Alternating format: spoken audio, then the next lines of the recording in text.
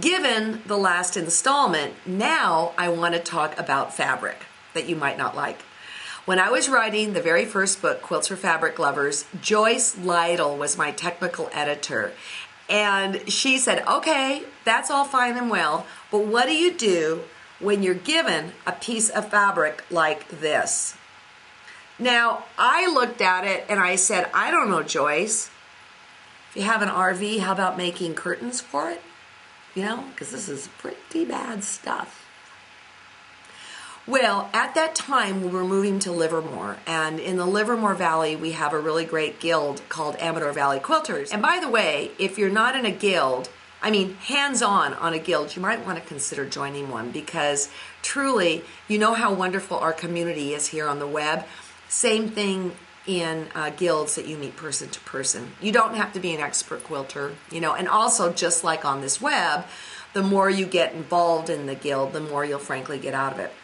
So anyways, back to this story. She gave me this fabric and I set it aside and we moved to Livermore. Well, I thought I had time to be in a mini group, and one thing our guild did, I don't know if they still do it, they'd invite you to all these different mini groups, and then you found the one that fit best for you.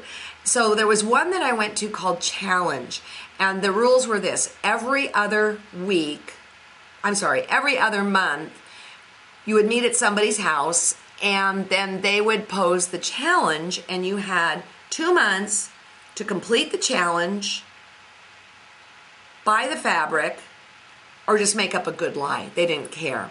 Well, the month I went, they had colors in a hat, and you had to pull them out and work with them. And I think I pulled out orange and purple.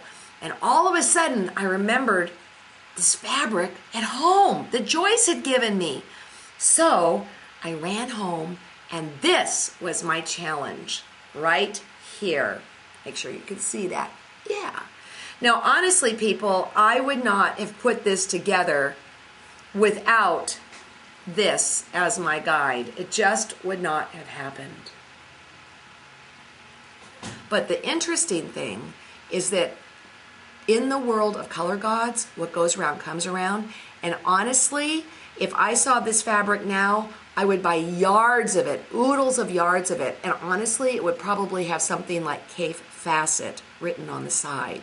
So when you have something that you're a little afraid of to work with, I challenge you to work with it, even if it's just this crazy little teaching placemat that I make, because you will become well versed in that color. If there's a color that I say that you don't like, okay, something just came to mind, use it. Doesn't have to be the Taj Mahal quilt of your whole life, but do a baby quilt out of it. Grab a focus fabric that has those colors in it. And you know what's so funny now, as far as those fall colors go, guess what my favorites are now to work with? Fabric like this. Love it. I just love it to pieces.